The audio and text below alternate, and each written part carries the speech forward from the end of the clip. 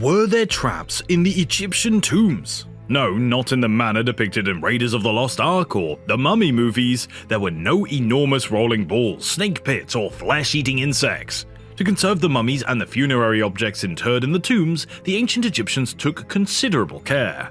There are tombs and pyramids that include one or more enormous portcullis stones that were dropped to the ground after the tomb was walled up to limit the entrance to the interior areas of the tomb. It's not as though they were placed on a tripwire to trample anyone who could have later entered the tomb. Ancient conquerors and travelers were enthralled by the Egyptian pyramids, and today's tourists, mathematicians, and archaeologists who visit, investigate, measure, and describe them are all still in awe of them. Mastabas, or bend-shaped mounds, were used as the early Egyptian monarchs' tombs.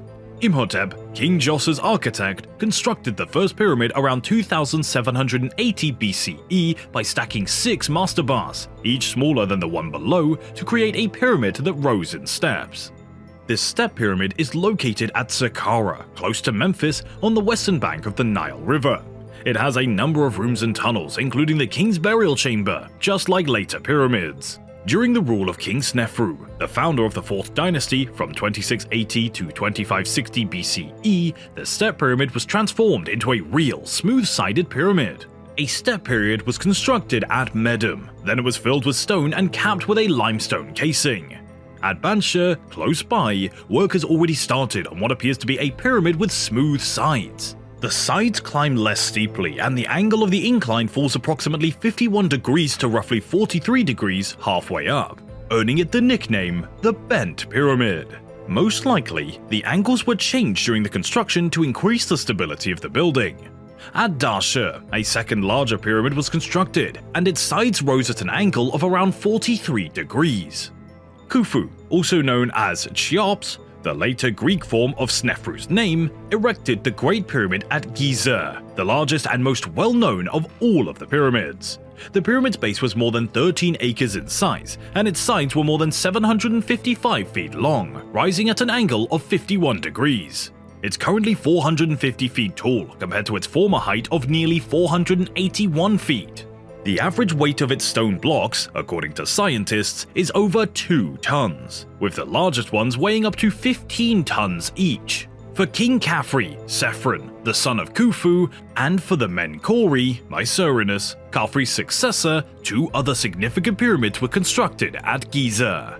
The renowned Sphinx, a huge statue of a lion with a human head created during Khafre's reign, is also found in Giza.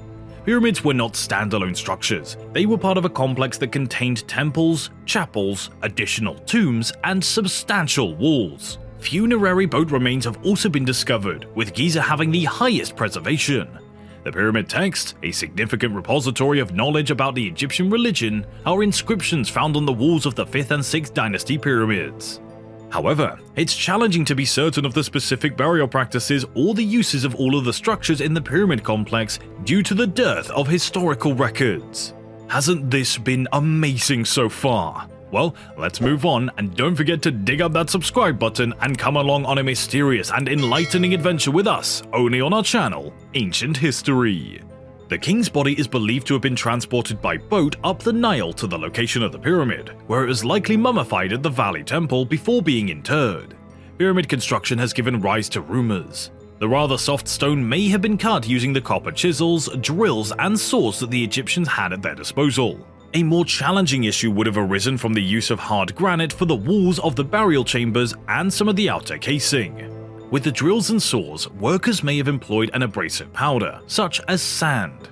The orientation of the pyramids to the cardinal points required astronomical knowledge, and the perimeter was likely leveled with water-filled trenches. Large stone slabs were dragged on sledges over the ground that was first made slick by liquid, as depicted in a tomb picture of a gigantic statue being lifted. The blocks were then transported to their placements inside the pyramid by the way of ramps. In the end, the ramps were taken down as the construction was finished and the outer layer of casing stones was built from the top down.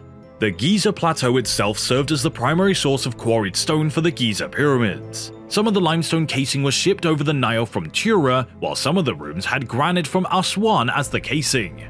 Several of the stone blocks include marks from the quarry workers that are inscribed with the names of the work gangs, such as Craftsman Gang. The year-round masons and other specialized employees were likely supported by crews of part-time workers. While modern estimates of the labor force tend to be far lower, the Greek historian Herodotus said that in the 5th century BCE, 100,000 men were employed for 3 months each year for 20 years to build the Great Pyramid. The 4th through 6th dynasties saw the peak of pyramid construction. Long after the first millennium, small pyramids were still being constructed. Many of them have been found, but many more likely still have their bodies buried beneath the sand.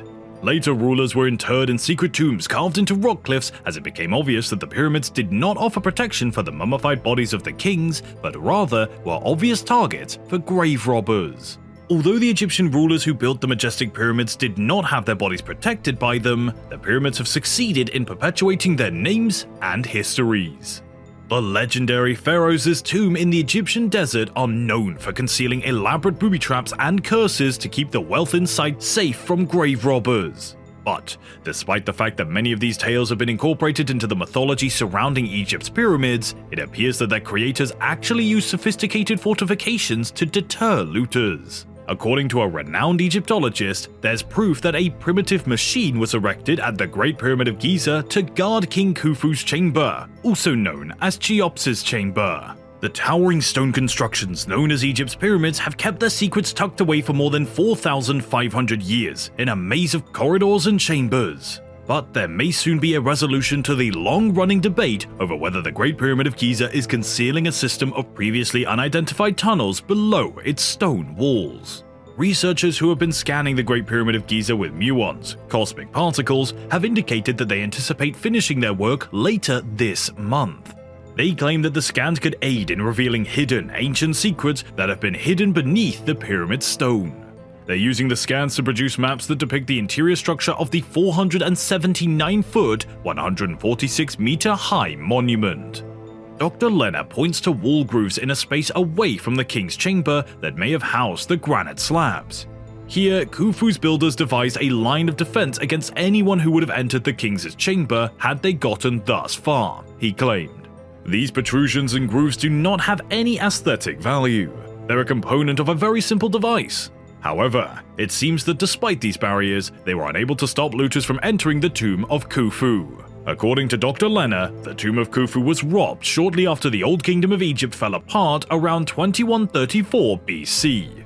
4 little shafts may be found in the pyramid, 2 of which lead from King's Chamber and 2 from the Queen's Chamber. Robotic exploration of these turned out what appeared to be 3 doors with copper handles.